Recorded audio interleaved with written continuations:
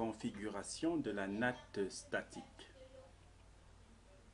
La NAT statique est un mappage de type 1 à 1 entre une adresse interne et une adresse externe. La NAT statique permet au périphérique externe d'établir des connexions avec des périphériques internes à l'aide de l'adresse publique attribuée de manière statique. Par exemple, un serveur web interne peut être mappé à une adresse globale interne spécifique de sorte qu'il soit accessible depuis les réseaux externes.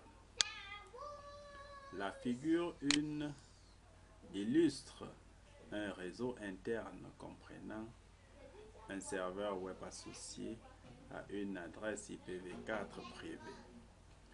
Le routeur R2 est configuré avec la fonction NAT statique pour permettre aux périphériques sur le réseau externe d'accéder au serveur web. Le client situé sur le réseau externe accède au serveur web. C'est le serveur web à l'aide d'une adresse IPv4 publique. La NAT statique traduit l'adresse IPv4 publique en adresse publique.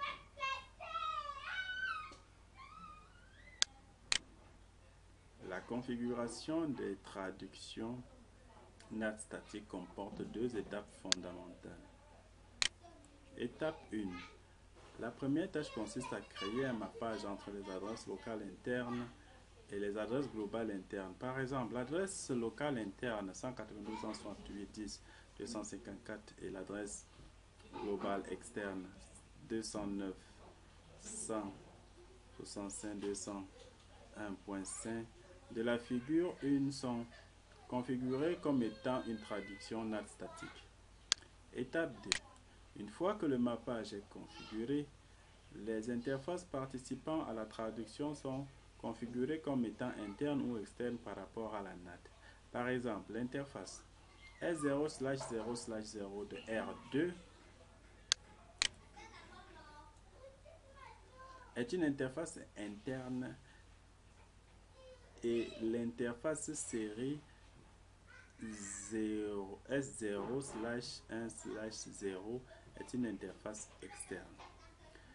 Les paquets arrivant sur l'interface interne de R2 depuis l'adresse IPv4 locale interne configurée sont traduits puis transférés vers le réseau externe.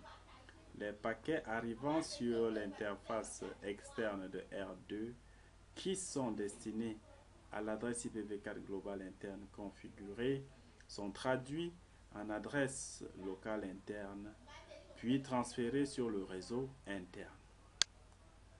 La figure 2 décrit les commandes requises pour configurer la NAT statique.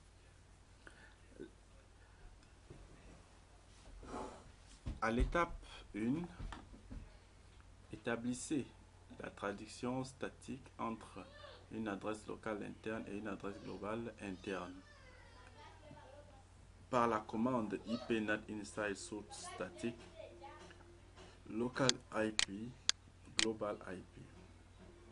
Saisissez la commande du mode de configuration globale no IP NAT inside source statique pour supprimer la traduction dynamique de la source.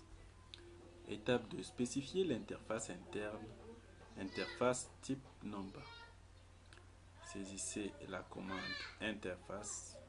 L'invite de l'interface de ligne de commande passe de config dièse à config interface dièse. Signalez l'interface comme connectée à l'intérieur avec la commande ipNAT_INSIDE. Quittez le mode de configuration d'interface avec la commande exit. Spécifiez l'interface externe avec la commande interface type number. Signalez l'interface comme étant connectée avec l'extérieur avec la commande ipNAT_OUTSIDE. La figure 3 montre les commandes à exécuter sur R2 pour créer un mappage NAT statique avec le serveur web. Dans cet exemple, la topologie avec la configuration représentée, R2 traduit les paquets